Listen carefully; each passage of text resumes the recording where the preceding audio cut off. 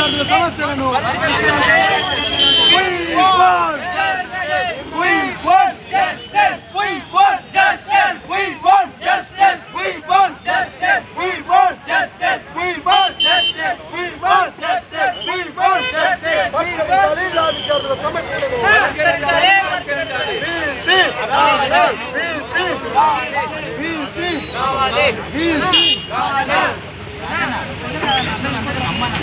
విద్యార్థులము 3వ సంవత్సరం చదువుతున్నా. నా పేరు కోడబాగ రాజు.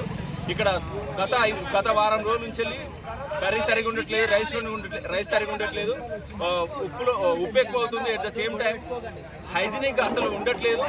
వర్కర్స్ ఎప్పుడు టైంకి రావట్లేదు. కొంతమంది తాగి మరీ వంట చేసి చాలా అభాగ్య పాలు చేస్తూ అసలు సిసలైన భోజనం పెట్టకుండా నాసి రకమైనటువంటి బియ్యాన్ని వాడుతూ ఎంత మాత్రం కొంచెం కూడా మా మీద దయ జాలి లేకుండా అసలు ఎట్లా నడుపుతున్నారో మీకు అర్థం కావట్లేదు. మేము ఎన్నిసార్లు ప్రిన్సిపల్ గారికి, మా డీసీ గారికి మేము ఇన్ఫర్మేషన్ ఇచ్చినప్పటికీ, మేము పిటిషన్స్ ఇచ్చినప్పటికీ కూడా వాళ్ళు ఏమాత్రం పట్టించుకోవడం లేదు. ఇవాళ మధ్యాహ్నం వర్కర్స్ వాళ్ళు రావడం లేదు.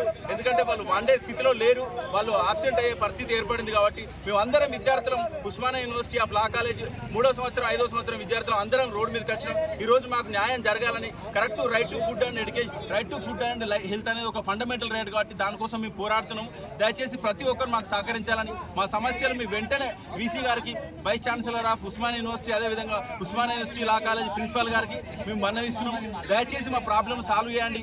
సమస్యలు ఏవైతే హాస్టల్లో ఉన్నాయో, మెస్సులో ఉన్నాయో వాటన్నిటి నుంచి నాసి రకమైనటువంటి బియ్యాన్ని కానీ, నాసి రకమైనటువంటి వంటలు కానీ, కూరగాయలు కానీ వాటన్నిటిని తీసివేసి చక్కటి భోజనాలు అందించాల్సిన బాధ్యత వాళ్ళకు ఉందని మేము 100% నమ్ముతున్నాం. ఇది జరుగుతుందని భావిస్తున్నాం.